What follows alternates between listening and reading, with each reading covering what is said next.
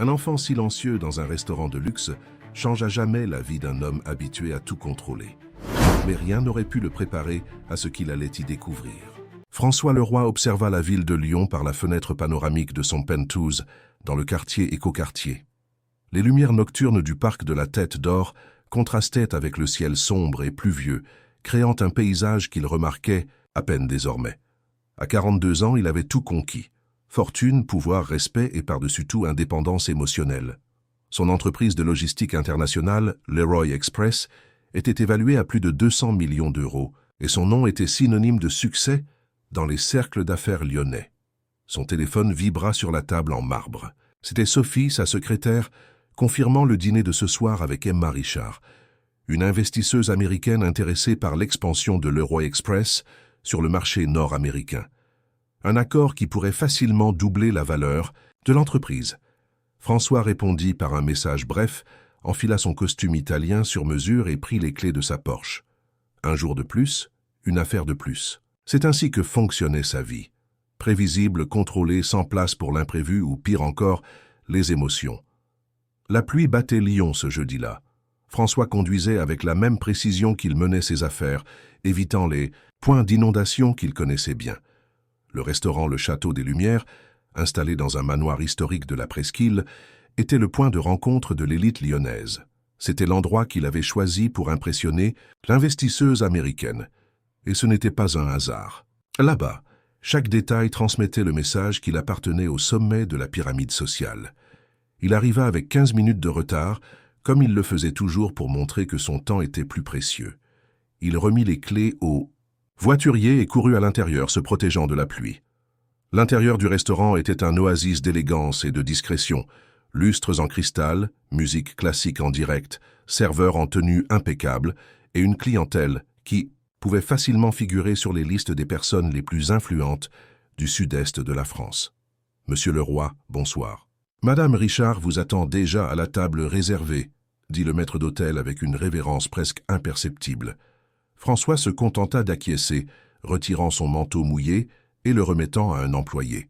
Il se fraya un chemin entre les tables, saluant discrètement quelques connaissances, mais sans s'arrêter pour converser. Le temps, c'était de l'argent, et il n'avait pas l'habitude de gaspiller ni l'un ni l'autre.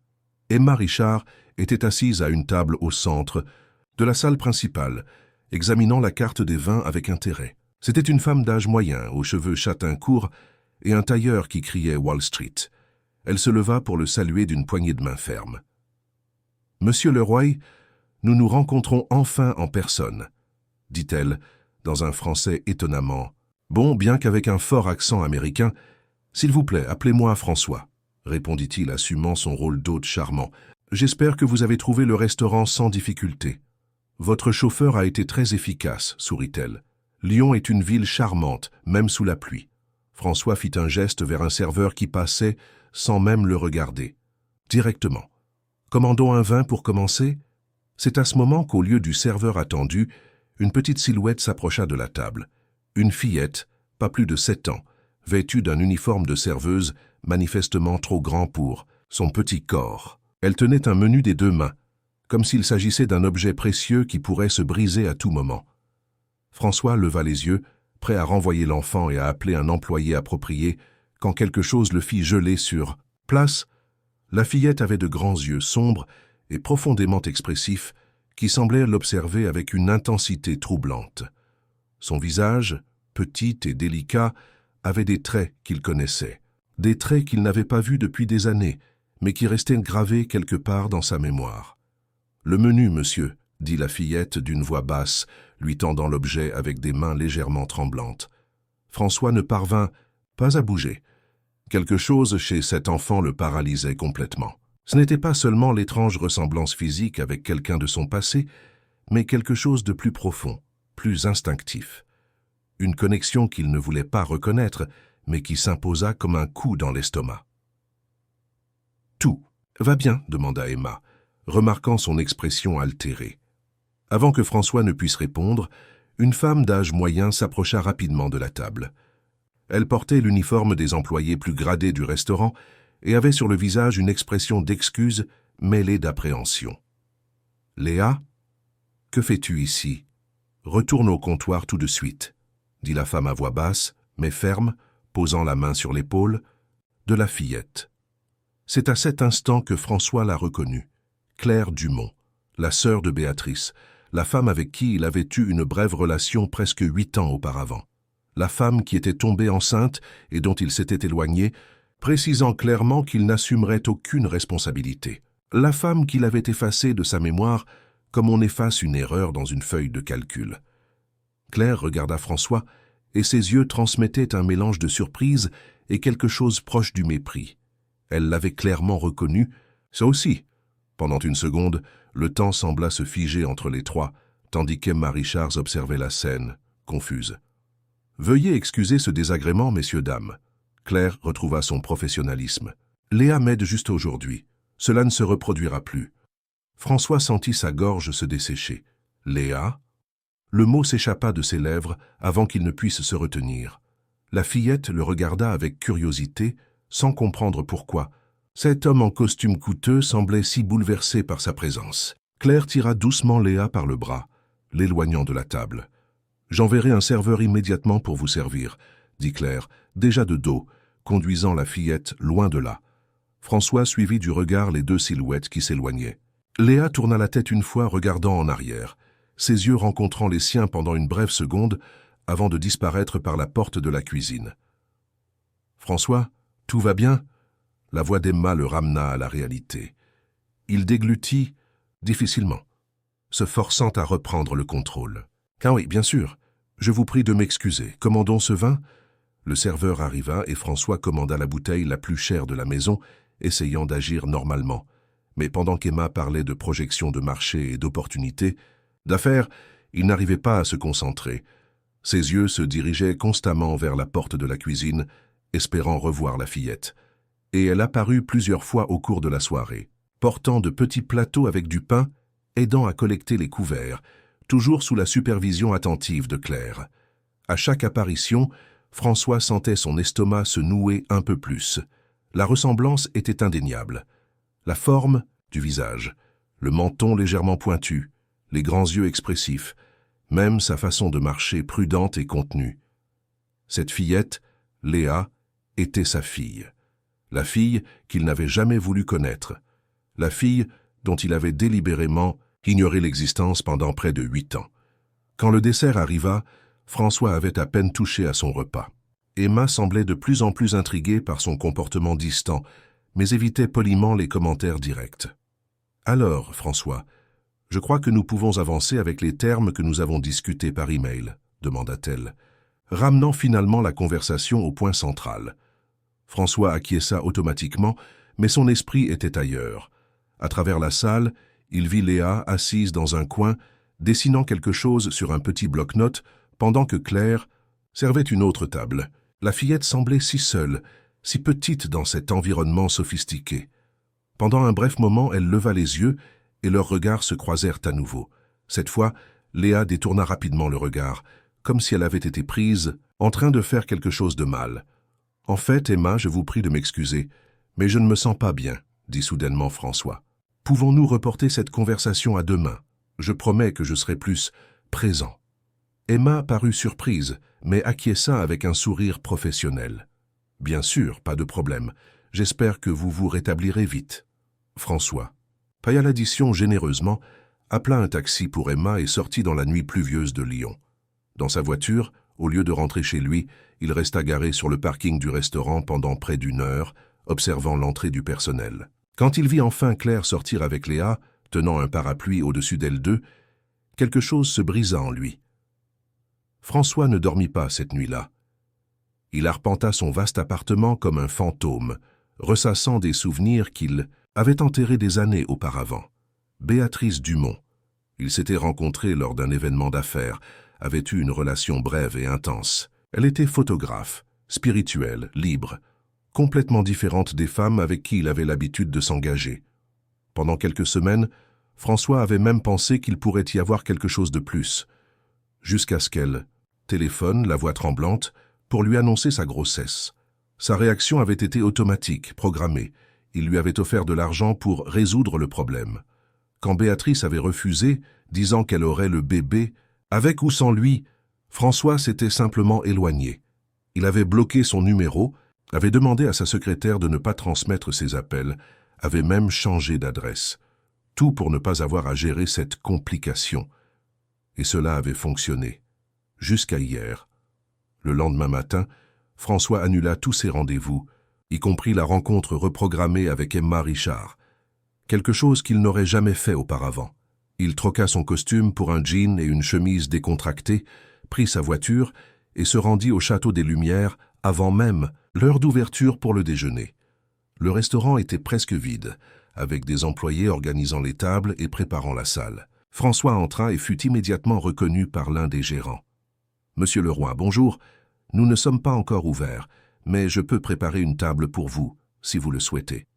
En fait, je cherche une employée, Claire Dumont. » Le gérant parut mal à l'aise. « Claire est dans la zone de service. Je peux appeler le maître d'hôtel si vous avez une réclamation. » Ce n'est pas une réclamation, c'est une affaire personnelle. À ce moment, Claire sortit de la cuisine portant une pile de nappes. Quand elle vit François, son visage se durcit. Elle remit les nappes à un collègue et s'approcha d'un pas décidé. « Que voulez-vous » demanda-t-elle directement, sans se soucier des formalités. « Nous devons parler » répondit François, se sentant étrangement désarmé face à l'hostilité de la femme. « Nous n'avons rien à nous dire. Je travaille. C'est à propos de Léa. » Claire regarda autour d'elle, inquiète que quelqu'un puisse entendre. « Pas ici. Retrouvez-moi au café du coin dans une demi-heure, pendant ma pause. » François acquiesça et sortit. Il s'assit dans le café indiqué, commanda un expresso qu'il ne but pas et attendit. Exactement 30 minutes plus tard, Claire entra dans l'établissement. Elle s'assit en face de lui avec l'attitude de quelqu'un qui n'avait pas de temps à perdre. « Dites, vite ce que vous voulez. J'ai 15 minutes avant de retourner au travail. » François prit une profonde inspiration. « Léa est ma fille, n'est-ce pas ?» Claire laissa échapper un rire sec, sans humour. « Maintenant, vous voulez savoir, après presque 8 ans ? Répondez, s'il vous plaît. »« Oui, François, Léa est votre fille. La fille que vous n'avez jamais voulu connaître. La fille à qui vous n'avez jamais envoyé ne serait-ce qu'un centime ou une carte d'anniversaire. » François sentit le poids de ses paroles comme une avalanche. Pourquoi était-elle au restaurant hier? Ce n'est qu'une enfant. Parce que je n'ai nulle part où la laisser après l'école. Je suis serveuse pendant la journée et je fais le ménage dans des bureaux la nuit. Léa reste avec moi au restaurant jusqu'à ce que je termine mon service, puis elle va chez la voisine pendant que je suis à mon 2e emploi. Le gérant lui permet de rester tant qu'elle aide pour de petites tâches. Et Béatrice, où est-elle? François réalisa son erreur dès que les mots sortirent de sa bouche. Le visage de Claire se transforma en un masque de douleur. Béatrice nous a quittés il y a 2 ans. Complication d'une maladie auto-immune qui s'est aggravée après l'accouchement. Les médecins ont dit que la grossesse avait accéléré le processus. Elle s'est battue jusqu'au bout pour rester avec sa fille le plus longtemps possible. François sentit une vague de culpabilité l'étouffer. « Je ne savais pas. Bien sûr que vous ne saviez pas. Vous avez fait en sorte de ne rien savoir. Vous avez complètement disparu. Béatrice a essayé de vous retrouver quand elle a appris qu'elle était malade. Elle voulait s'assurer que Léa serait bien si quelque chose lui arrivait, mais vous aviez bloqué tous les canaux de communication. Et maintenant, comment allez-vous? Financièrement, je veux dire. » Claire le regarda avec mépris. « C'est ce que vous voulez savoir. Si vous devez ouvrir votre portefeuille pour nettoyer votre conscience. Nous survivons, François. Ce n'est pas facile, mais nous faisons ce que nous pouvons. Léa fréquente une école publique. Elle a de la nourriture sur la table et un toit au-dessus de sa tête. Ce n'est pas le confort que vous auriez pu lui offrir, mais c'est digne. »« Je veux aider, » dit François, se sentant petit face à la force de cette femme. « Maintenant, après tout ce temps, qu'est-ce qui a changé? Vous avez rencontré Léa par hasard et soudain vous êtes devenu un père inquiet ?» François n'avait pas de réponse. Qu'est-ce qui avait changé? Pourquoi s'en souciait-il maintenant, alors que pendant des années, il avait réussi à vivre sans penser à cet enfant? Peut-être était-ce le regard de Léa, si semblable à celui de Béatrice. Ou peut-être était-ce simplement le fait de voir sa fille travailler dans un restaurant pendant qu'il dînait avec une investisseuse millionnaire, discutant de comment devenir encore plus riche. « Je veux la connaître, » dit-il finalement. « Je veux faire partie de sa vie. » Claire se leva, ajustant son uniforme. « Vous avez perdu ce droit il y a longtemps, François. Léa a grandi sans père. Elle sait qu'il existe, mais elle sait aussi qu'il a choisi de ne pas faire partie de sa vie. Je ne vous laisserai pas apparaître maintenant et la blesser davantage. Elle sait qui je suis? Non, Béatrice n'a jamais voulu qu'elle le sache. Elle disait qu'un jour, quand Léa serait plus grande, elle lui dirait la vérité. Mais ce jour n'est jamais venu. » François sentit ses yeux brûler. « S'il vous plaît, Claire, donnez-moi une chance. » Claire l'observa quelques secondes, comme si elle évaluait sa sincérité. « Pourquoi devrais-je croire que vous ne disparaîtrez pas à nouveau dès que la nouveauté sera passée? Léa a déjà assez souffert. Je ne permettrai pas qu'elle s'attache à un père qui pourrait l'abandonner à tout moment. »« J'ai changé, » dit François, réalisant combien cette affirmation sonnait creux. « Prouvez-le, » répondit simplement Claire. « Si vous voulez vraiment faire partie de sa vie, prouvez que vous le méritez, et ce n'est pas avec de l'argent que vous y parviendrez. » Sur ces mots, Claire quitta le café, laissant François seul avec ses pensées. Pour la première fois depuis des années, il ne savait pas quoi faire. Il n'y avait pas de manuel d'affaires pour cette situation, aucun consultant qu'il pourrait engager pour résoudre le problème, aucun contrat qu'il pourrait signer pour garantir le résultat souhaité. Dans les jours qui suivirent, François commença à réorganiser sa vie.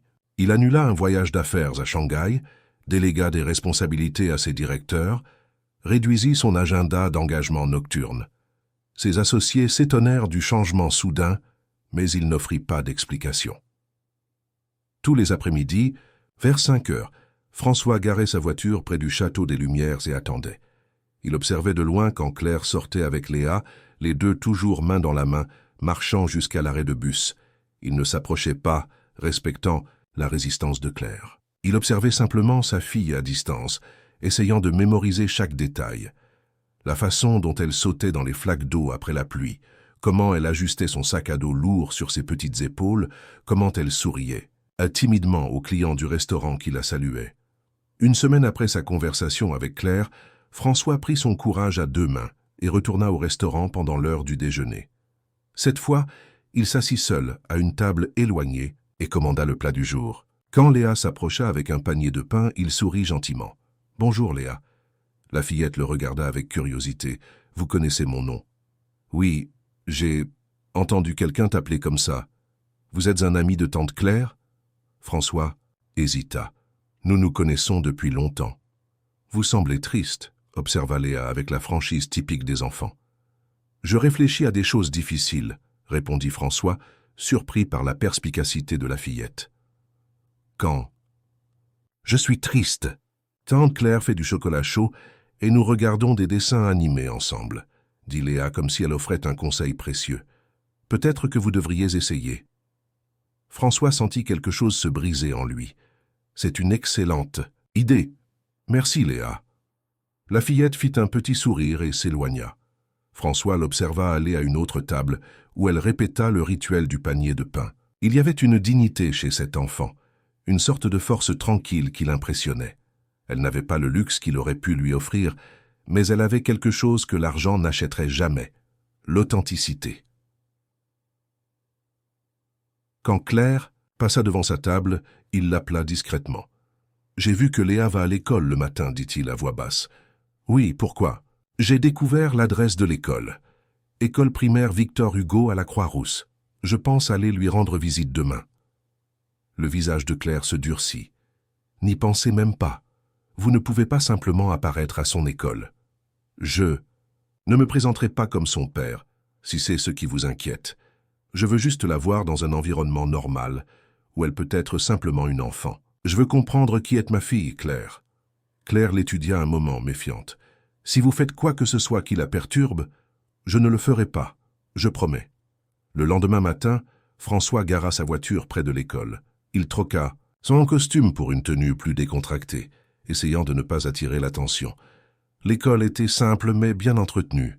Les enfants couraient dans la cour pendant la récréation, leurs cris joyeux résonnant contre les murs peints avec des dessins colorés. Ce fut facile de trouver Léa. Elle était assise sur un banc, seule, lisant un livre. Occasionnellement, elle levait les yeux pour observer les autres. Enfants qui jouaient, mais ne les rejoignaient pas. Il y avait quelque chose de solitaire dans cette image qui serra le cœur de François. Sa fille semblait être une île au milieu de l'océan, agitée de la cour d'école. Une institutrice s'approcha de Léa et s'assit à côté d'elle. Elles discutèrent pendant quelques minutes et François vit sa fille sourire, un sourire authentique qui illumina son visage. L'institutrice pointa du doigt le livre et Léa commença à parler avec animation, faisant des gestes avec ses mains. À ce moment, François réalisa qu'il y avait beaucoup plus chez sa fille que l'enfant calme et contenu qu'il voyait au restaurant. Il y avait une personnalité vibrante là, attendant simplement le bon environnement pour s'épanouir. Quand la cloche sonna, annonçant la fin de la récréation, François resta à observer jusqu'à ce que le dernier enfant entre dans le bâtiment. Puis il marcha lentement vers sa voiture avec une certitude grandissante en lui. Il devait faire partie de la vie de Léa, peu importe ce que cela coûterait. Après une semaine à observer Léa à distance, François décida qu'il était temps d'agir de manière plus directe. Il ne suffisait pas de la voir de loin, il devait créer une véritable connexion. Le problème était de savoir comment faire cela sans effrayer la fillette ou provoquer encore plus la résistance de Claire. La réponse vint de façon inattendue.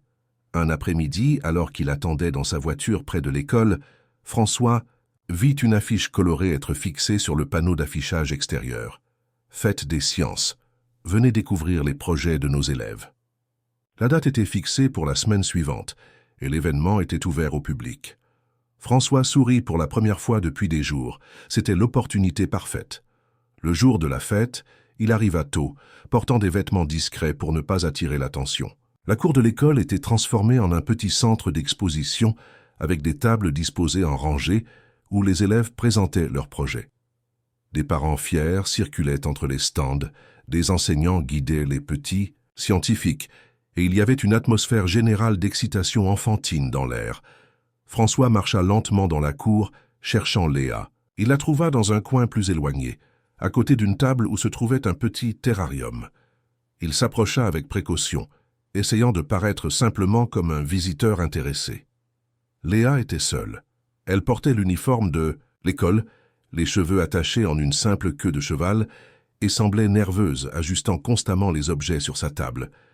François remarqua que beaucoup d'autres élèves avaient des parents à leur côté, aidant et soutenant. Son cœur se serra en réalisant que sa fille affrontait ce moment important sans personne pour la soutenir. « Bonjour », dit-il, s'arrêtant devant la table. « Puis-je connaître ton projet ?» Léa leva les yeux, surprise. Elle le reconnut immédiatement comme l'homme du restaurant. « Vous êtes l'ami de tante Claire, dit-elle, non pas comme une question, mais comme une constatation. »« C'est exact, confirma François. Je passais et j'ai vu les affiches de la fête. J'ai trouvé ça intéressant. Qu'est-ce que tu présentes ?» Le visage de Léa s'illumina à l'opportunité de parler de son travail. « C'est un écosystème en miniature, expliqua-t-elle, pointant vers le terrarium. Il y a des plantes, de petits insectes et même un escargot à l'intérieur. Ils vivent ensemble comme une petite forêt. » François se pencha, véritablement intéressé. Le terrarium était simple, mais impressionnamment bien organisé pour une enfant de 7 ans. Il y avait différentes couches de substrat de petites plantes et même un système d'irrigation rudimentaire fait avec des bouteilles en plastique découpées. Waouh, c'est très créatif. Tu as tout fait toute seule ? Léa secoua la tête. Madame Moreau m'a aidé pour certaines parties et tante Claire a acheté les matériaux, mais l'idée était la mienne. Pourquoi as-tu choisi de faire un écosystème ? Léa resta silencieuse, un moment comme si elle réfléchissait à partager ses pensées. Parce que j'aime l'idée que tout est connecté, dit-elle finalement. La plante a besoin de la terre a besoin des insectes, les insectes ont besoin de la plante. Personne ne peut vivre seul. François sentit un nœud dans sa gorge. La profondeur de cette observation, venant d'une enfant si petite, le prit au dépourvu. « C'est très sage, Léa. Ma maman disait ça, » ajouta-t-elle avec une pointe de fierté dans la voix. Elle était photographe et prenait des photos de la nature. Elle disait que la nature nous enseigne comment tout est lié. La mention de Béatrice fit détourner le regard de François un moment, essayant de contrôler son émotion. « Ta maman semble avoir été une personne très spéciale. » Elle l'était, répondit Léa, avec une simplicité qui rendait ses mots encore plus puissants. Elle me manque. Un silence s'installa entre eux, pas totalement inconfortable, mais chargé d'émotions non dites. François regarda autour de lui, remarquant les autres parents interagissant avec leurs enfants, et ressentit une pointe aiguë de regret pour tous les moments perdus. « Où est ta tante aujourd'hui » demanda-t-il, essayant de changer de sujet. « Elle travaille. Elle n'a pas pu prendre congé, mais elle a dit qu'elle viendrait plus tard. » Léa ajusta à nouveau les objets sur sa table. Elle essaie toujours de venir pour les choses importantes.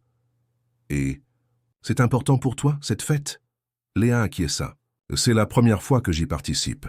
La maîtresse a dit que mon projet pourrait gagner un prix. » À ce moment, la directrice de l'école commença à parler au microphone, annonçant que les juges commenceraient à évaluer les projets. François perçut la nervosité de Léa augmenter. « Veux-tu que je reste ici avec toi pendant que les juges passent » offrit-il, presque sans réfléchir. Les yeux de Léa s'écarquillèrent légèrement. « Si vous feriez ça ?»« Bien sûr, ce serait un plaisir. » Et ainsi François passa l'heure suivante aux côtés de sa fille, observant avec admiration comment elle expliquait son projet aux juges. 3 enseignants de différentes classes qui posèrent des questions et prenaient des notes. Léa parlait avec un enthousiasme croissant, gagnant en confiance à mesure qu'elle percevait l'intérêt sincère des évaluateurs. François restait un pas en arrière, n'intervenant que lorsqu'elle le regardait en quête de soutien, moment où il offrait un sourire encourageant. Quand les juges s'éloignèrent, Léa poussa un soupir de soulagement. « Je pense que ça s'est bien passé, » dit-elle, avec un sourire timide. « C'était excellent, » confirma François. « Tu as tout parfaitement expliqué. » C'est alors que Claire arriva, pressée, portant encore l'uniforme du restaurant. Elle s'arrêta brusquement en voyant François aux côtés de Léa, son visage un mélange de surprise et de méfiance. « Tante Claire » s'exclama Léa, courant pour l'embrasser. « Tu es venue ?» « Bien sûr que je suis venue, ma chérie. Excuse-moi pour le retard. » Claire étreignit sa nièce, mais ses yeux ne quittèrent pas François. « Je vois que tu as de la compagnie. »« Oui, l'ami du restaurant est resté avec moi pendant que les juges passaient. Il a aimé mon projet. » Claire lança à François un regard qui disait clairement « Nous devons parler ». Il acquiesça discrètement, comprenant le message. « Léa, pourquoi n'irais-tu pas chercher un jus pour ta tante? Elle semble fatiguée après le travail, » suggéra François, remettant quelques billets à la fillette. Dès que Léa s'éloigna, Claire se tourna vers lui. « Qu'est-ce que vous faites ici? J'ai vu l'affiche de la fête et j'ai pensé que ce serait une bonne opportunité de mieux connaître Léa sans la brusquer, » expliqua François. « Je ne me suis pas présenté comme son père, ni n'ai rien fait. Qui puisse la confondre, j'ai simplement discuté de son projet. » Claire semblait vouloir dire quelque chose de cinglant, mais se retint. « Et comment ça s'est passé ?» demanda-t-elle finalement d'un ton plus doux. « Elle est incroyable, Claire, si intelligente, si perspicace. Elle a fait un projet sur les écosystèmes et a parlé de comment tout est connecté, comment rien ne peut vivre isolé. » François fit une pause. Elle a dit qu'elle avait appris ça de Béatrice. Claire acquiesça, une ombre de tristesse traversant son visage. Béa lui parlait toujours de ça, des connexions dans la nature, de la responsabilité, de prendre soin du monde qui nous entoure. Elle regarda directement François. Des choses que Léa a prises au sérieux. La critique implicite ne passa pas inaperçue. « Je sais que j'ai commis de terribles erreurs, Claire. Je ne suis pas ici en essayant de prétendre qu'elles n'ont pas eu lieu. Alors pourquoi êtes-vous ici ?» François prit une profonde inspiration. « Parce que je veux essayer de réparer les choses. Je ne peux pas changer le passé, mais je peux essayer de faire mieux à partir de maintenant. » Avant que Claire ne puisse répondre, ils entendirent la voix de la directrice au microphone annonçant les gagnants de la fête. Tous se tournèrent vers la petite scène montée au centre de la cour. Léa revint en courant avec un verre de jus, le remettant à Claire avant de se positionner entre les 2 adultes, les yeux fixés sur la directrice. Et le premier prix de la catégorie du CE1 va à Léa Dumont, avec son projet « Écosystème », en miniature. Le visage de Léa s'illumina comme si quelqu'un avait allumé un soleil en elle. Elle regarda Claire, incrédule, puis, étonnamment, François, comme si elle cherchait confirmation que cela se produisait réellement. « Vas-y », encouragea François avec un nœud dans la gorge. « Tu le mérites. » Léa courut jusqu'à la scène recevant un certificat et une petite médaille que la directrice suspendit à son cou. François et Claire applaudissaient, côte à côte, dans une trêve momentanée unie par la fierté pour cet enfant. Quand Léa revint, sautillant de joie, Claire la serra fort dans ses bras. « Je suis si fière de toi, mon amour. Tu as vu, tante Claire, j'ai gagné. Madame Moreau a dit que mon projet ira à la fête régionale des sciences. Oui, j'ai vu, ma chérie. Tu as été incroyable. » Léa se tourna alors vers François, hésitante. « Merci d'être resté avec moi. C'était bien de ne pas être seule. » Ces simples mots touchèrent François comme la foudre. Il s'accroupit pour être à sa hauteur. « C'était un honneur, Léa. Ton projet est vraiment spécial. Félicitations. » Impulsivement, Léa fit un rapide câlin à François avant de s'éloigner, gênée par son propre geste. C'était une étreinte brève, presque imperceptible, mais pour François, ce fut comme si le monde s'était arrêté pendant une seconde. Claire observa la scène avec une expression complexe. Quand Léa s'éloigna pour montrer sa médaille à quelques camarades, elle se tourna vers François. « La fête régionale est dans 3 semaines au centre des congrès, dit-elle, d'un ton neutre. Si vous voulez vraiment faire partie de sa vie, vous pourriez l'aider à améliorer son projet. Léa a besoin de meilleurs matériaux, et je n'ai ni le temps ni les ressources pour cela. » François comprit ce que cela signifiait. Une chance. Une petite ouverture dans la muraille que Claire avait érigée pour protéger Léa. « Ce serait formidable, » répondit-il, essayant de contenir l'émotion dans sa voix. « Je pourrais la chercher à l'école certains après-midi pour travailler. » Sur le projet. Claire hésita, visiblement en conflit. « Allons-y doucement. D'abord, vous devez gagner sa confiance, et la mienne. Je ferai tout ce qu'il faut. » Dans les semaines qui suivirent, François réorganisa complètement son agenda. Il délégua des responsabilités, annula des voyages, réduisit les réunions, à l'essentiel. Sa secrétaire, Sophie, le regardait comme s'il avait été enlevé par des extraterrestres et remplacé par un clone. « Tout va bien, monsieur le roi ?» demanda-t-elle un jour, après qu'il eut reporté pour la 3e fois une réunion avec des investisseurs pour pouvoir aider Léa avec son projet. « Je n'ai jamais été mieux, Sophie, » répondit-il, avec une sincérité qui le surprit lui-même. François commença à chercher Léa à l'école 2 fois par semaine, toujours avec l'autorisation préalable de Claire. Il emmenait la fillette dans des magasins de matériel scientifique, des musées, des jardins botaniques, tout endroit qui pourrait l'inspirer ou fournir des ressources pour améliorer son projet. Au début, Léa était timide et réservée avec lui, répondant seulement quand on lui posait une question et maintenant une distance émotionnelle palpable. Mais peu, à mesure que François démontrait un intérêt sincère pour ses idées et respectait son espace, elle commença à s'ouvrir. « Pourquoi m'aidez-vous » demanda Léa un jour, alors qu'il choisissait de nouvelles plantes pour le terrarium dans une pépinière spécialisée. François envisagea de mentir, de dire quelque chose de générique sur le fait d'aimer aider les enfants. Mais quelque chose dans ses yeux inquisiteurs, si semblable à ceux de Béatrice, l'en empêcha. « Parce que tu es spéciale, Léa, et parce que je n'ai pas été très bon pour aider des personnes spéciales dans le passé. J'essaie d'être meilleur maintenant. » La fête régionale des sciences était prévue pour un samedi ensoleillé de printemps. François se réveilla tôt, ressentant une anxiété qu'il n'éprouvait même pas avant de conclure de grandes affaires. Il s'habilla soigneusement, optant pour des vêtements décontractés. Il avait appris que son allure d'homme d'affaires intimidait Léa. Sur le chemin de l'appartement de Claire, il s'arrêta chez un fleuriste et acheta un petit bouquet de marguerites, les préférées de Léa, comme il l'avait découvert lors d'une de leurs conversations.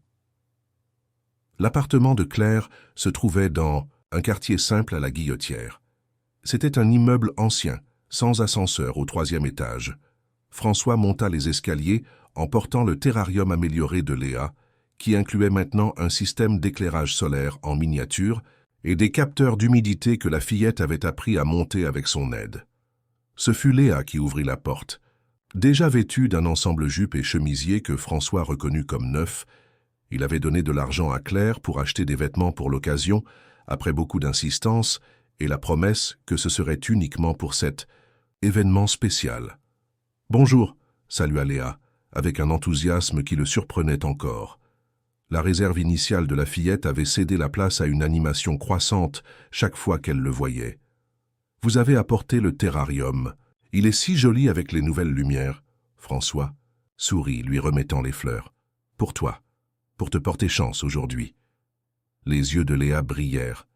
Merci, je vais les montrer à tante Claire. Elle finit de se préparer. Claire apparut dans le salon, portant une simple robe fleurie, probablement la meilleure qu'elle avait. François remarqua qu'elle s'était coupé les cheveux et avait mis un léger maquillage, chose rare pour quelqu'un qui courait entre deux emplois. « Bonjour », dit-elle avec un signe de tête. Son hostilité initiale avait diminué ces dernières semaines, remplacée par une sorte de trêve prudente.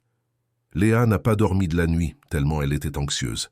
Moi non plus, avoua François, se surprenant lui-même par cet aveu. Le centre des congrès de Lyon était bondé. Des écoles de toute la région avaient envoyé leurs meilleurs projets, et le niveau de compétition était bien plus élevé que lors de la fête scolaire. Léa, initialement intimidée par la taille de l'événement, serrait la main de Claire avec force, tandis qu'il marchait jusqu'à l'espace désigné pour son projet.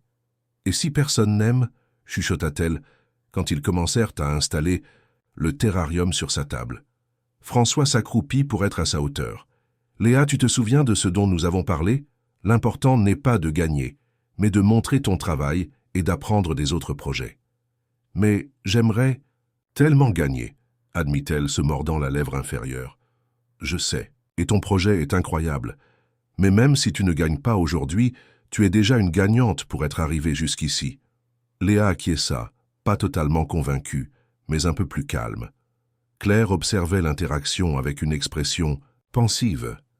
Au fur et à mesure que le public commençait à circuler entre les stands, Léa gagna en confiance. Elle expliquait son projet avec une aisance croissante, répondant aux questions, démontrant comment fonctionnait son système d'irrigation, pointant les différentes espèces de plantes et d'insectes qui cohabitaient dans le petit écosystème. François restait à proximité, n'intervenant que lorsque c'était nécessaire, laissant sa fille briller par elle-même. Pendant un moment plus calme, quand Léa alla aux toilettes accompagnée par Claire, François en profita pour faire un tour dans la salle. C'est alors que son téléphone sonna. C'était Sophie, sa secrétaire. « Monsieur Leroy, désolé de vous déranger un samedi, mais Monsieur Hashimoto est en visioconférence maintenant et insiste pour vous parler. Il dit que c'est à propos du contrat de la filiale asiatique. » François hésita. Le contrat avec le groupe japonais était crucial pour l'expansion internationale de l'entreprise. Hashimoto était connu pour être inflexible concernant les horaires et les protocoles. Ignorer son appel pourrait signifier perdre une affaire de plusieurs millions. « Dites-lui que je suis dans un engagement important et que je le rappellerai dès que possible, » répondit-il, surpris par sa propre décision. « Monsieur, il a dit que c'est maintenant ou jamais. La proposition expire dans 1 heure. » François regarda de l'autre côté de la salle, où Léa revenait avec Claire, riant de quelque chose que sa tante avait dit. Il vit le visage animé de sa fille, la façon dont ses yeux le cherchaient dans la foule, le sourire qui s'ouvrit quand elle le trouva. « Alors ce sera jamais, Sophie. Je suis avec ma fille aujourd'hui. » Le silence de l'autre côté de la ligne fut éloquent. C'était la première fois que François mentionnait avoir une fille à quiconque de son cercle professionnel. « Votre fille, monsieur. »« Oui, Sophie, ma fille. Nous en reparlerons lundi. » Il raccrocha et retourna au stand de Léa, ressentant une étrange légèreté, comme s'il avait laissé un poids énorme derrière lui. La remise des prix eut lieu en fin d'après-midi. Léa tenait les mains de Claire et François, tandis que les juges annonçaient les gagnants, catégorie par catégorie. Quand vint le tour de la catégorie enfant, elle serra les doigts avec tant de force que c'en était presque douloureux. Et le 2e prix de la catégorie enfant va à Léa Dumont, de l'école primaire Victor Hugo, avec le projet Écosystème durable en miniature. Ce n'était pas la première place dont Léa rêvait, mais la joie sur son visage était indescriptible. Elle sauta d'excitation, embrassant d'abord Claire puis à la surprise de tous, se jetant dans les bras de François, qui la souleva du sol dans un élan. « On a réussi !» cria-t-elle, oubliant toute timidité. « On a réussi, François !» C'était la première fois qu'elle l'appelait par son prénom, au lieu de monsieur ou l'ami de tante Claire. François sentit quelque chose de chaud se répandre dans sa poitrine, une émotion pour laquelle il n'avait pas de nom. Après la cérémonie, pendant qu'ils démontèrent le projet, Claire attira François à l'écart. « Merci », dit-elle simplement. « Pour aujourd'hui. » Pour ces semaines, Léa est différente, plus heureuse. François acquiesça, sans faire confiance à sa propre voix. Elle a demandé si vous pourriez venir dîner chez nous la semaine prochaine, continua Claire. Son anniversaire approche et elle veut que vous soyez là. J'adorerais, répondit-il, la voix étranglée. François. Claire hésita, choisissant ses mots avec soin. Je sais que vous faites des efforts, que vous semblez sincèrement intéressé par Léa. Mais j'ai besoin d'être sûr que ce n'est pas juste une phase, un projet de charité temporaire que vous abandonnerez quand vous vous en lasserez ou quand quelque chose de plus important surviendra. Ce n'est pas le cas, affirma-t-il, avec une conviction qui les surprit tous les deux. Léa est ma fille, Claire. J'ai mis trop de temps à comprendre ce que cela signifie, mais maintenant je le sais. Et je ne vais nulle part. Claire étudia son visage pendant un long moment. D'accord, mais continuons doucement. Léa a déjà beaucoup perdu. Je ne peux pas permettre qu'elle perde davantage. L'anniversaire des 8 ans de Léa tomba un jeudi. François réorganisa tout son emploi du temps pour être libre non seulement ce jour-là, mais toute la semaine aidant aux préparatifs. Le petit appartement de Claire fut décoré de ballons et de rubans colorés. François engagea un service de traiteur, mais Claire insista pour faire elle-même le gâteau, une tradition qu'elle maintenait depuis que Léa était petite. La fête fut simple, juste quelques camarades de classe, 2 institutrices, la voisine qui s'occupait de Léa le soir, et François. Il n'y avait pas d'autres parents. Béatrice et Claire n'avaient jamais été proches de leur famille, qui avait désapprouvé la grossesse hors mariage de la sœur. Léa était radieuse dans sa nouvelle robe, courant parmi les invités, montrant les cadeaux, soufflant les bougies, les yeux fermés pour faire un vœu. François l'observait, ressentant un mélange de joie et de tristesse pour tous les anniversaires qu'il avait manqués. Quand les invités commencèrent à partir, Léa s'approcha de lui avec un morceau de gâteau dans les mains. « J'ai gardé le dernier morceau pour vous, » dit-elle, lui tendant l'assiette. « C'est le morceau porte-bonheur avec plus de glaçage. » François accepta, ému. « Merci Léa, c'est délicieux. » Elle resta debout devant lui, se balançant sur ses talons, comme si elle voulait dire quelque chose de plus. « Qu'y a-t-il » demanda-t-il, doucement. « Vous continuerez à venir nous voir après ma fête, même maintenant que le projet scientifique est terminé ?» La question toucha François comme une flèche. Il posa l'assiette de côté et s'accroupit pour être à sa hauteur. « Bien sûr que oui, Léa. Je ne suis pas là seulement à cause du projet, je suis ici pour toi. » Léa l'étudia avec ses yeux sérieux, si adulte dans un visage si jeune. « Pourquoi ?» François sentit que le moment de vérité était arrivé. Il regarda Claire, qui observait la scène depuis la cuisine, et reçut un petit signe de tête, permission d'avancer bien qu'avec précaution. « Léa, tu te souviens quand tu m'as demandé pourquoi je t'aidais, et que j'ai dit que c'était parce que tu es spéciale. » Elle acquiesça. « Eh bien, tu es spéciale pour moi d'une façon que je ne savais pas jusqu'à ce que je te rencontre. Quand j'étais plus jeune, j'ai connu ta mère. Nous nous apprécions. Mais je n'ai pas été une bonne personne à cette époque. Je n'étais pas prêt à être ce dont elle avait besoin que je sois. » Léa fronça les sourcils, traitant les mots. « Vous connaissiez ma mère ? Oui, elle était incroyable, tout comme toi, intelligente, gentille, pleine de vie. » François prit une profonde inspiration. « Léa, je suis ton père. » Le silence qui suivit sembla durer une éternité. Les yeux de Léa s'écarquillèrent, et pendant un moment terrible, François pensa qu'elle allait pleurer ou s'enfuir en courant. Au lieu de cela, elle resta parfaitement immobile, comme si elle s'était transformée en pierre. « Mon père », répéta-t-elle finalement, la voix presque inaudible. « Oui, et je suis vraiment désolé de ne pas avoir été présent avant. C'était la plus grande erreur de ma vie. » Léa regarda Claire, cherchant confirmation.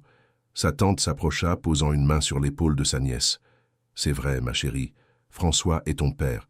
Ta mère l'a toujours su, mais les choses étaient compliquées. »« Vous le saviez depuis tout ce temps ?»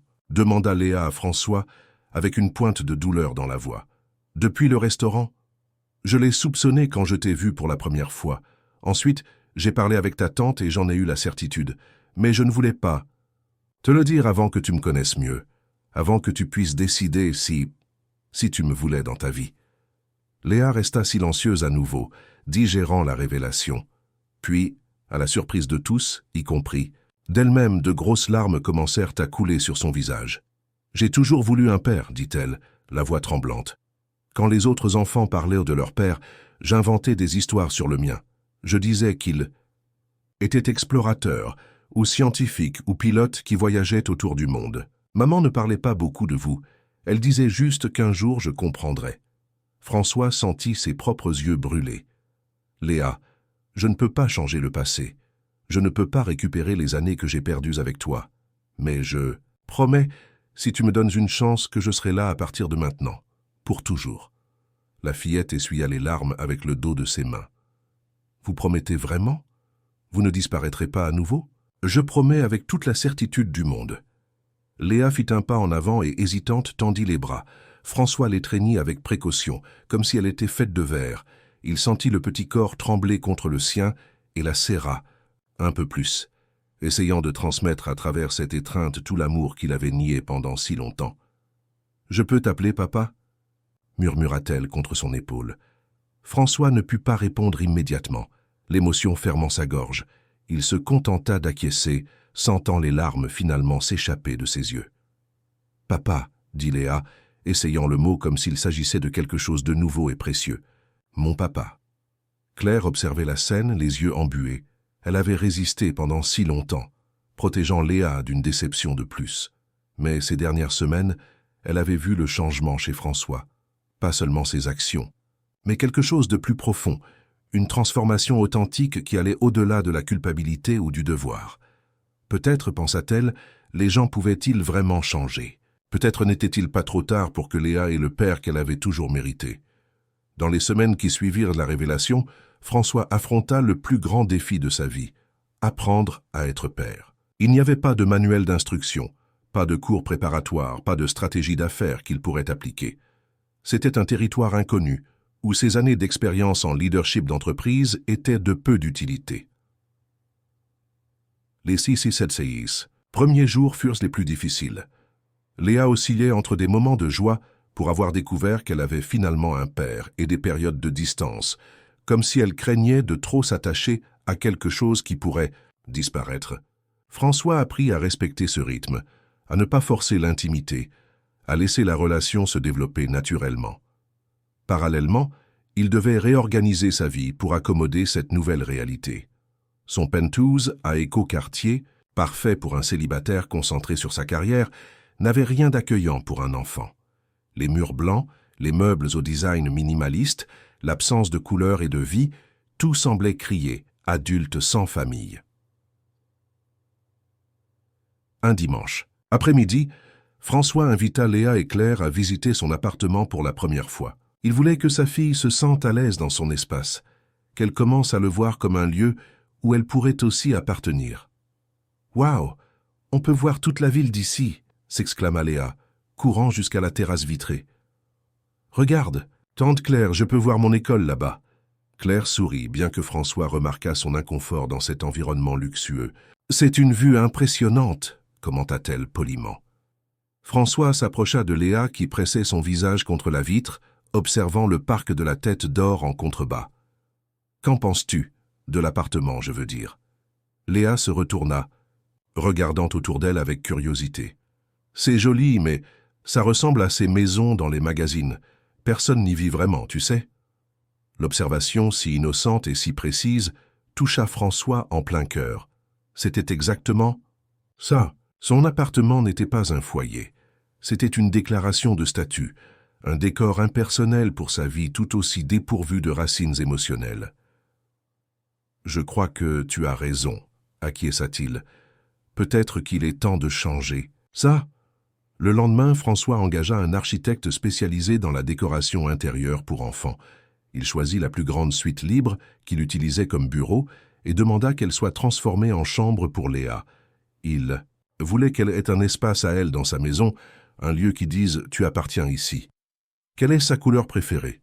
Demanda l'architecte, notant sur son carnet. François hésita, réalisant qu'il ne connaissait pas la réponse. Je ne suis pas sûr. D'accord. Et quel genre d'activité aime-t-elle? Lecture, art, sport. À nouveau, François se retrouva sans réponse concrète.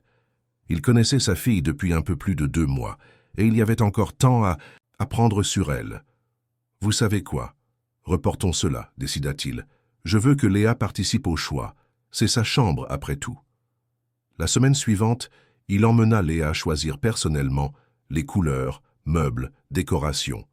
La joie de la fillette en réalisant qu'elle pourrait créer son propre espace fut la confirmation qu'il était sur la bonne voie. « Je veux du bleu pétrole sur les murs », déclara-t-elle, pointant une teinte profonde que François n'aurait jamais envisagée pour une chambre d'enfant. « Et des étagères pour mes livres, beaucoup d'étagères, et un coin pour faire des expériences. » Le résultat fut une chambre qui reflétait parfaitement la personnalité unique de Léa. Mur d'un bleu intense, un lit à baldaquin où elle accrocha des lumières en forme d'étoiles, des étagères remplies de livres sur les sciences et la nature, et un petit bureau de travail où elle pourrait développer ses projets. Rien ne semblait sortir d'un catalogue de décoration enfantine. C'était aussi singulier que sa nouvelle occupante. Pendant que la chambre était préparée, François affrontait des défis sur un autre front, son travail. Pendant des années, le Roy Express avait été le centre absolu de sa vie. Maintenant, pour la première fois, il y avait quelque chose, quelqu'un de plus important.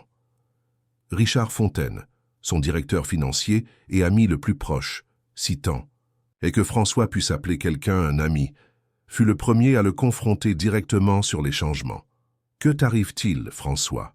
demanda-t-il, après une réunion où François avait participé à distance, chose impensable auparavant.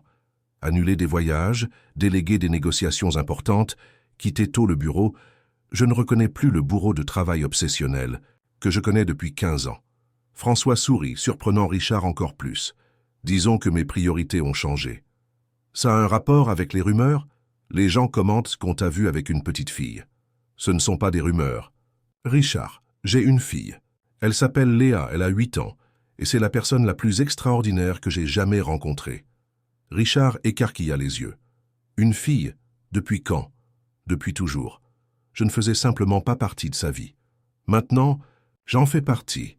La nouvelle se répandit rapidement dans les cercles d'affaires lyonnais. Le célibataire endurci, connu pour prioriser les affaires avant tout, était maintenant vu achetant des fournitures scolaires, assistant à des présentations pour enfants, marchant dans le parc main dans la main avec une petite fille aux cheveux noirs.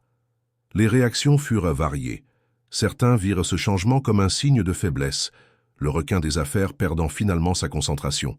D'autres, principalement ceux avec des familles, manifestèrent une nouvelle forme de respect. Plusieurs personnes qui le traitaient auparavant avec une déférence craintive commencèrent à le voir comme plus humain, plus accessible. Un jour, lors d'un déjeuner d'affaires, un client important commenta « J'ai entendu dire que vous avez récemment découvert que vous avez une fille. Comment gérez-vous cela ?» François le corrigea immédiatement. « Je n'ai pas récemment découvert que j'ai une fille. Je l'ai toujours su.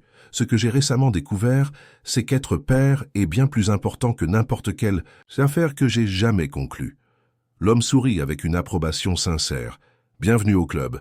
Il m'a fallu des années pour apprendre cette leçon. » Tandis que sa vie professionnelle s'ajustait à la nouvelle réalité, François affrontait un autre défi, la logistique pratique de partager l'éducation de Léa avec Claire. La tante avait été la seule figure parentale constante dans la vie de la fillette pendant des années, et François ne voulait pas diminuer son rôle. En même temps, il aspirait à avoir Léa plus présente dans sa vie. La solution vint de façon inattendue. L'immeuble où Claire habitait avait des problèmes structurels et tous les résidents devraient quitter leurs appartements pendant au moins 3 mois pour des rénovations de sécurité. Claire était angoissée, ne sachant pas où aller, ni comment payer un loyer temporaire sans compromettre davantage son budget déjà serré. « Venez habiter chez moi », offrit François, quand Claire partagea la situation. « Mon appartement a plein d'espace. Léa a déjà une chambre là-bas et je peux adapter une autre suite pour vous. » Claire hésita. « Je ne sais pas, François. Ça semble compliqué. » « C'est temporaire, Claire. Juste jusqu'à ce qu'ils résolvent les problèmes dans votre immeuble. Et ce serait bon pour Léa de nous avoir tous les deux à proximité, non ?» Après mûre réflexion, Claire accepta. Le déménagement fut réalisé un week-end, François engageant une entreprise pour transporter les affaires des deux. Voir les objets simples de Léa et Claire arriver dans son appartement luxueux lui donna une étrange sensation de réalité, comme si cet espace devenait finalement un foyer. Les premières semaines de cohabitation furent une période d'ajustement. Claire, habituée à son indépendance, se sentait déplacée dans le penthouse luxueux. François, habitué à vivre seul, dut apprendre à partager l'espace et les routines. Léa, quant à elle, semblait s'épanouir en ayant les deux adultes qu'elle aimait le plus sous le même toit. Un soir, François rentra plus tard que d'habitude, après une réunion qui s'était prolongée. Il trouva l'appartement silencieux, les lumières du salon principal éteintes. Il marcha jusqu'à la chambre de Léa pour vérifier si elle dormait déjà et s'arrêta à la porte, surpris par la scène. Claire était assise au bord du lit, avec un livre d'histoire sur les genoux. Léa, déjà en pyjama, écoutait attentivement. Mais ce qui attira l'attention de François fut le sujet de l'histoire que Claire racontait. C'était à propos de Béatrice. Et alors ta mère a décidé qu'elle devait photographier ce coucher de soleil, même avec la pluie qui approchait. Narrait Claire avec un sourire nostalgique. Elle était comme ça, têtue comme toi. Elle restait là au milieu de l'orage, protégeant l'appareil photo avec son propre corps, juste pour obtenir la photo parfaite. Et elle l'a eue, demanda Léa, connaissant déjà la réponse, mais voulant l'entendre à nouveau. Bien. Sûr, c'était ta mère, après tout. Quand elle avait quelque chose en tête, aucune force de la nature ne pouvait l'empêcher. François resta immobile, ne voulant pas interrompre ce moment intime. C'était la première fois qu'il entendait Claire parler de Béatrice de cette façon, partageant des souvenirs qui maintenaient vivante la présence de la mère de Léa. Tante Claire. La voix de Léa était basse, hésitante. « Tu crois que maman serait heureuse que j'aie trouvé mon père ?» Claire resta silencieuse un moment, clairement prise au dépourvu par la question. Finalement, elle répondit « Je pense que oui, ma chérie. Ta mère a toujours voulu que tu sois heureuse. Et si François te rend heureuse, alors oui, elle serait heureuse aussi. Même après tout, insista Léa avec la perspicacité qui surprenait souvent les adultes autour d'elle. Claire soupira.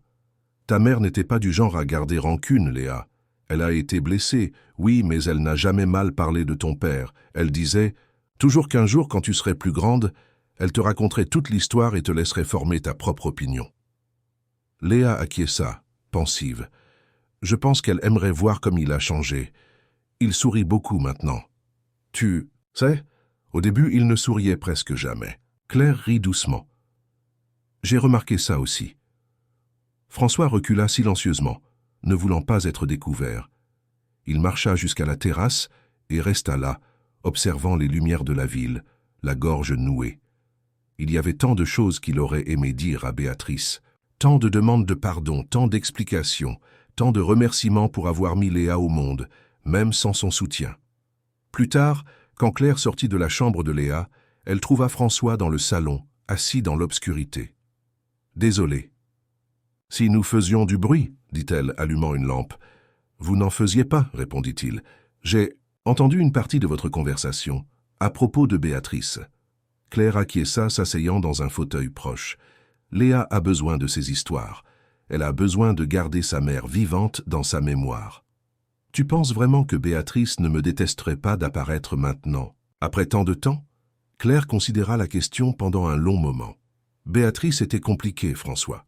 Fière, intense, parfois trop têtue pour son propre bien. Mais elle avait un cœur immense.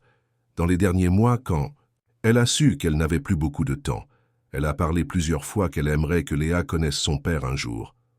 François sentit les larmes brûler dans ses yeux. Je ne méritais pas quelqu'un comme elle. Probablement pas, acquiesça Claire avec franchise. Ni moi je ne méritais une sœur comme elle. Mais nous l'avons eue quand même. Et maintenant nous avons Léa qui est un morceau d'elle. La meilleure partie. Merci, dit François après un silence contemplatif, d'avoir si bien pris soin de notre petite fille, de ne pas avoir abandonné, de m'avoir donné une chance, quand même quand je ne la méritais pas. Claire sourit, avec une douceur que François voyait rarement sur son visage, généralement austère. Je ne l'ai pas fait pour toi. Je l'ai fait pour Léa, et peut-être un peu pour Béatrice aussi. Cette nuit-là, allongé dans son lit, François réfléchit à comment sa vie avait changé en quelques mois. L'appartement qui auparavant résonnait, de silence était maintenant plein de vie. Les livres de Léa éparpillés dans le salon, les sons de ses rires, même les herbes fraîches que Claire avait commencé à cultiver sur la terrasse. Son entreprise, autrefois le centre de tout, occupait désormais un espace différent dans ses priorités, et son cœur, qui était resté fermé si longtemps, protégé par des couches d'indifférence, s'ouvrait maintenant un peu plus chaque jour, vulnérable et fort en même temps. Il s'endormit en pensant à combien la vie était imprévisible.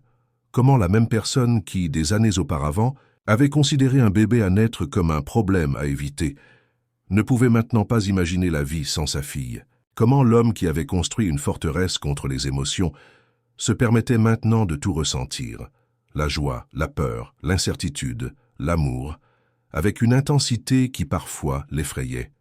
Et pour la première fois depuis de nombreuses années, François Leroy s'endormit en paix, avec la certitude que finalement il était sur le bon chemin. 6 mois s'étaient écoulés depuis que Léa avait découvert que François était son père. Ce qui avait commencé comme une cohabitation temporaire, Claire et Léa vivant dans l'appartement de François, pendant que leur immeuble était en rénovation, s'était transformé en quelque chose de plus permanent. Les rénovations étaient terminées, mais personne ne parlait du retour à l'ancien appartement. Une nouvelle routine s'était établie, comme si les trois avaient formé une famille improbable, unie par des liens qui allaient au-delà du conventionnel. Un dimanche matin, François était dans la cuisine préparant des crêpes, une compétence nouvellement acquise qui remplissait Léa de joie. Qui le verrait maintenant en tablier, avec de la farine sur le visage, ne reconnaîtrait jamais l'homme d'affaires impeccable qu'il était autrefois. « Papa, mets du chocolat dans la mienne » demanda Léa, assise sur le comptoir de la cuisine, balançant ses jambes.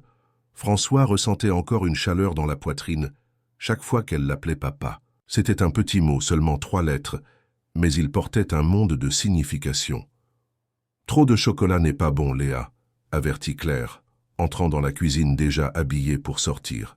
« Et descends de là, je t'ai déjà dit. Que c'est dangereux de s'asseoir sur le comptoir. » Léa leva les yeux au ciel mais obéit. « Tu vas vraiment travailler aujourd'hui, tante Claire. C'est dimanche. »« Seulement jusqu'à midi, ma chérie. Madame Moreau est malade et m'a demandé de couvrir son service au restaurant. » François retourna une crêpe en l'air, pour le plaisir de Léa. « Tu sais que tu n'as plus besoin de travailler 2 emplois, Claire.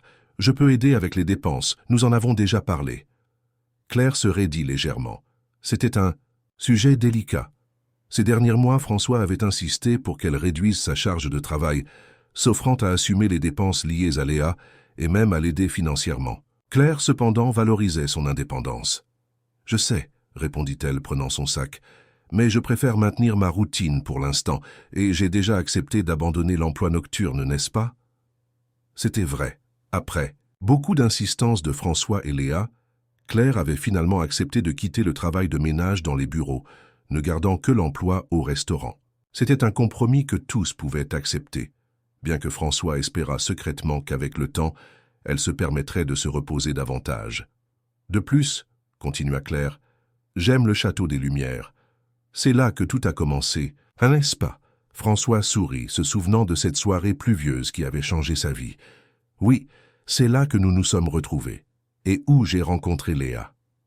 Et où tu as fait une tête bizarre quand tu m'as vu, » ajouta Léa, riant. « C'est vrai, » admit François, plaçant une pile de crêpes devant sa fille. « Je ne me suis jamais senti aussi confus de ma vie. » Après le petit déjeuner, tandis que Claire partait travailler, François et Léa maintinrent ce qui était devenu une tradition du dimanche, une promenade dans le parc de la Tête d'Or.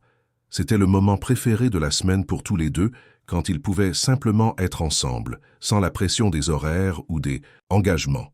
Ils marchaient le long du lac, Léa courant devant occasionnellement pour observer un oiseau ou nourrir les canards. François la suivait, émerveillé par l'énergie et la curiosité inépuisables de sa fille.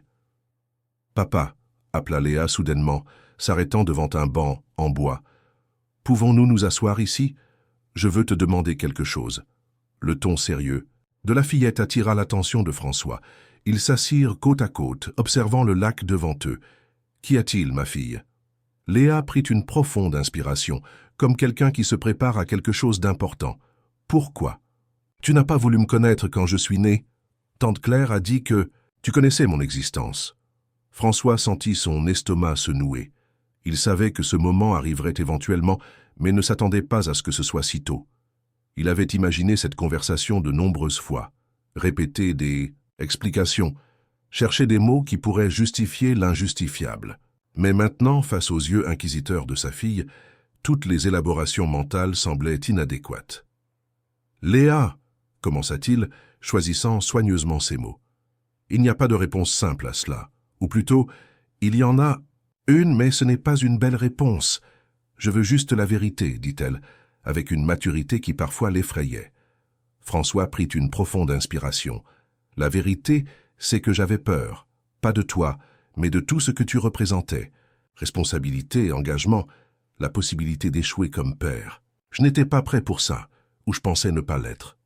Mais et maman, elle a dû tout faire seule. Oui, admit François, sentant le poids de la culpabilité. Ta mère a été bien plus courageuse que moi. Elle a choisi de t'aimer, par-dessus tout, tandis que j'ai choisi de fuir. Ce fut la plus grande erreur de ma vie, Léa. Et le plus triste, c'est que je ne l'ai réalisé que lorsque je t'ai rencontré, quand j'ai vu la personne incroyable que tu es. Léa resta silencieuse, absorbant les mots. Tu t'es vraiment repenti? Ou tu dis juste ça pour me faire sentir mieux? Je me suis profondément repenti. Chaque jour qui passe, quand je vois quelque chose de nouveau en toi, un sourire, une découverte, une parole de sagesse comme celle que tu viens de dire. Je pense à tout ce que j'ai perdu. Les premiers pas, les premiers mots, les anniversaires, un temps que je ne pourrai jamais récupérer. Léa balança ses jambes, pensive. Tu sais, parfois j'étais en colère. Quand je voyais les autres pères chercher leurs enfants à l'école, ou quand il y avait une présentation et que seule tante Claire était là, j'inventais des histoires sur toi. Je disais que tu étais un explorateur perdu en Amazonie, ou un scientifique faisant des recherches au pôle Nord. N'importe quoi était mieux que de penser que tu ne me voulais tout simplement pas. Les mots touchèrent François comme un coup de poing. Léa, je suis tellement désolé, plus que je ne peux l'exprimer. Ça va, dit-elle, le surprenant. Je suis heureuse que tu sois là maintenant. Mieux vaut tard que jamais, n'est-ce pas ce qu'on dit? François sentit ses yeux s'embuer.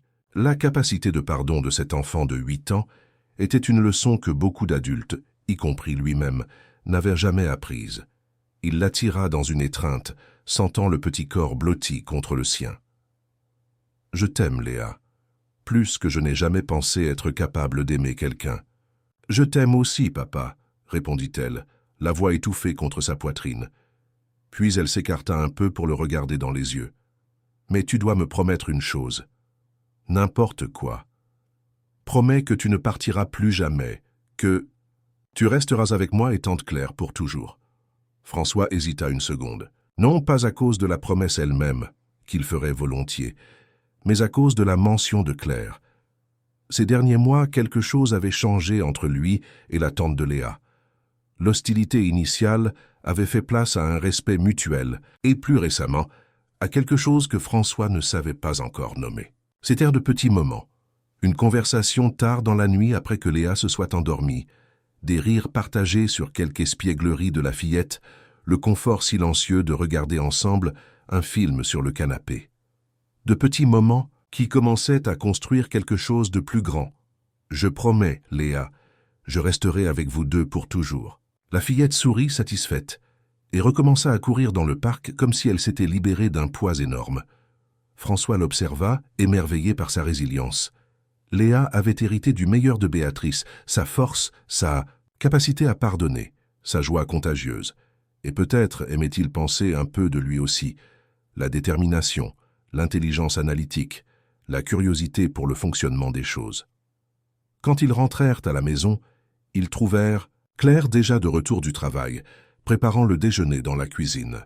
Léa courut l'embrasser, comme si elle ne l'avait pas vue depuis des jours, et non quelques heures seulement. Tante Claire devine. Papa a promis qu'il resterait avec nous pour toujours. Claire regarda François, un sourcil levé en interrogation. Vraiment? Quelle promesse importante!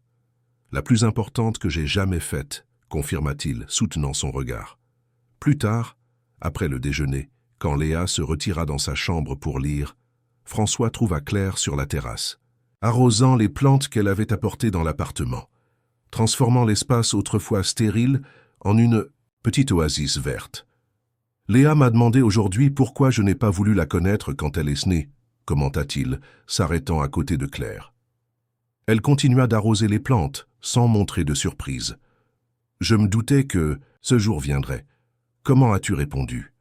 Avec la vérité, que j'avais peur, que j'ai été lâche, que je le regrette profondément. Claire acquiesça. C'était le mieux que tu pouvais faire. Léa valorise l'honnêteté par-dessus tout, comme sa mère. Elle a beaucoup de Béatrice, convint François. La même force intérieure, la même générosité. Et elle a aussi des choses de toi, ajouta Claire, le surprenant. Cette détermination quand elle veut apprendre quelque chose de nouveau. La façon dont elle analyse les problèmes, cherchant des solutions logiques. Même cette ride qui apparaît entre ses sourcils quand elle est concentrée. François sourit, touché par l'observation. « Tu crois vraiment ?»« J'en suis sûr. J'observe Léa depuis 8 ans, François. Je connais chaque expression, chaque geste. Et ces derniers mois, j'ai vu de plus en plus de toi en elle. Ou peut-être était-ce toujours là, et je n'avais simplement pas de point de comparaison. » Ils restèrent silencieux un moment côte à côte sur la terrasse, observant la ville en contrebas. C'était un silence confortable, le genre qui n'existe qu'entre personnes qui ont dépassé les barrières et trouvé un terrain d'entente. « Claire, commença François, hésitant, les rénovations dans ton immeuble sont terminées depuis presque 2 mois. » Elle arrêta d'arroser les plantes, mais ne le regarda pas. « Je sais. Toi et Léa n'avez plus parlé d'y retourner. Léa adore être ici, sa chambre l'a vue, être près de toi. »« Et toi ?» demanda François, rassemblant son courage. « Que veux-tu, Claire ?» Elle se tourna finalement pour lui faire face. « Ce que je veux ?»« Oui. Pas ce qui est mieux pour Léa. Ou ce qui serait plus pratique. Ce que toi, Claire Dumont, veux vraiment. » Claire posa l'arrosoir par terre, gagnant du temps. « Je veux ce qui est mieux pour nous tous. » Ça ne répond pas à ma question. Elle soupira. « Que veux-tu que je dise, François? Que je me suis habitué à vivre ici. Que j'aime notre routine, nos dîners, nos conversations après que Léa soit allée se coucher. Que parfois, quand tu ne regardes pas, j'observe comme tu as changé, comme tu es devenu cet homme que je n'aurais jamais imaginé pouvoir exister sous cette façade d'homme d'affaires froid. C'est ça que tu veux entendre. » François sentit son cœur s'accélérer. « Oui, c'est exactement ce que je veux entendre. » « Pourquoi? Parce que ces derniers mois, toi et Léa n'êtes pas seulement entrés dans ma vie, vous êtes devenus ma vie. Et l'idée de revenir à comment c'était avant, que vous deux ne soyez pas ici tous les jours, est insupportable. » Claire l'étudia avec ses yeux perspicaces qui semblaient toujours voir au-delà des apparences. « Qu'es-tu en train de suggérer exactement? » « Je suggère que vous restiez, de façon permanente, pas comme une solution temporaire, mais comme un choix. Une famille. »« Une famille, » répéta Claire, testant le mot.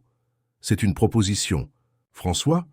Il fit un pas en avant, réduisant la distance entre eux. « Si tu veux que ça en soit une. » Claire secoua la tête, mais il y avait un sourire réticent sur ses lèvres. « Il y a 1 an, je te détestais. Je pensais que tu étais la dernière personne au monde qui pourrait me rendre heureuse. Et maintenant? Maintenant, je ne sais. Pas. Tout a changé si vite. Tu as changé, j'ai changé. Léa est plus heureuse que je ne l'ai jamais vue. Mais j'ai peur, de faire confiance, de me permettre de croire que c'est réel et durable. » François comprit la peur. C'était la même que lui-même avait ressentie pendant des années, la peur de la vulnérabilité, de s'ouvrir au risque d'être blessé. La peur qui lui avait fait perdre tant d'années de la vie de Léa. « J'ai peur aussi, » admit-il. « Mais j'ai appris de Léa que certaines choses valent le risque, que parfois nous devons faire un saut de foi. » Claire resta silencieuse pendant un long moment. Finalement, avec un soupir qui semblait libérer des années de tension, elle dit « Nous pouvons essayer. Je ne sais pas si ça va fonctionner, mais nous pouvons essayer. » François sourit, sentant une vague de soulagement et de bonheur. « C'est tout ce que je demande. » À ce moment, ils entendirent le bruit de pas pressés. Léa apparut à la porte de la terrasse, les yeux brillants d'excitation. « Vous ne croirez jamais, j'ai été accepté au programme de jeunes scientifiques. »« Du musée d'histoire naturelle, Madame Moreau vient d'appeler. » François et Claire échangèrent un regard, momentanément oubliant la conversation précédente, unis par la joie de la fillette. « C'est merveilleux, Léa !» s'exclama Claire, ouvrant les bras à sa nièce. « Félicitations, ma fille !» François se joignit à l'étreinte, formant un petit cercle de célébration. « Nous sommes très fiers de toi. »« Je serai la plus jeune scientifique du programme, » continua Léa, pouvant à peine contenir son enthousiasme. « Je vais travailler avec un vrai chercheur étudiant les écosystèmes locaux, comme mon projet de la fête. » Tandis que Léa décrivait avec animation les détails du programme, François observa les deux femmes dans sa vie, l'une encore enfant, débordant de possibilités, l'autre forte et résiliente, qui avait affronté tant de difficultés pour arriver jusqu'ici. Il ressentit une gratitude si profonde qu'il pouvait à peine respirer. Des années auparavant, il avait construit sa vie autour de conquêtes externes. Argent, pouvoir, statut. Il croyait que le succès consistait à tout contrôler, à ne jamais se permettre d'être vulnérable. Maintenant, il comprenait que le vrai succès était là, dans ce moment simple de joie partagée, dans la capacité d'aimer et d'être aimé, dans le courage d'ouvrir son cœur, même en sachant que cela le rendait vulnérable. Plus tard ce soir-là, après que Léa se soit finalement endormie, épuisée par tant d'excitation, François et Claire s'assirent dans le salon, partageant un vin dans un silence confortable. Par la fenêtre, ils pouvaient voir les lumières de Lyon brillant comme des étoiles terrestres. « Tu sais ce qui est drôle ?» commenta Claire, brisant le silence. « Pendant des années, je ne pouvais te voir que comme l'homme qui avait abandonné ma sœur quand elle avait le plus besoin de lui, le méchant de l'histoire. Et je l'étais, admit François. À cette époque, j'étais exactement ça. Mais les gens changent, continua-t-elle. Béatrice disait toujours ça. Que personne n'est juste une chose, que nous avons tous la capacité d'évoluer, de devenir de meilleures versions de nous-mêmes. Ta sœur était une femme sage. Oui, elle l'était. Claire fit tourner le verre de vin entre ses doigts, pensive. Tu sais ce qu'elle disait d'autre? Que pardonner, ce n'est pas oublier. C'est choisir d'aller de l'avant. J'ai mis du temps à comprendre ça. Et maintenant? Claire leva les yeux, rencontrant les siens. Maintenant, je comprends. Et je choisis d'aller de l'avant. Avec nous, avec cette famille improbable que nous avons formée. François tendit la main, touchant doucement le visage de Claire. Pas si improbable que ça. Après tout, nous sommes tous connectés, comme dirait Léa, comme l'écosystème de son terrarium. Claire sourit, se penchant un peu plus près. Qui aurait cru que nous apprendrions tant d'une enfant de 8 ans? Les meilleures leçons viennent souvent des sources les plus inattendues. Et ainsi, sous le ciel étoilé de Lyon, une nouvelle famille trouvait son chemin. Pas une famille, conventionnelle certainement, mais une vraie famille construite sur des fondations de pardon, d'acceptation et d'amour. Le genre d'amour qui n'exige pas la perfection, juste le courage d'essayer, d'échouer et d'essayer encore. François Leroy, qui un jour avait cru que la vulnérabilité était une faiblesse, comprenait enfin la vérité. La plus grande force réside dans l'ouverture du cœur, dans le fait de se permettre d'être transformé par l'amour. Et dans sa fille Léa, dans la résilience de Claire, dans le souvenir de Béatrice, il avait trouvé non seulement une famille, mais le chemin du retour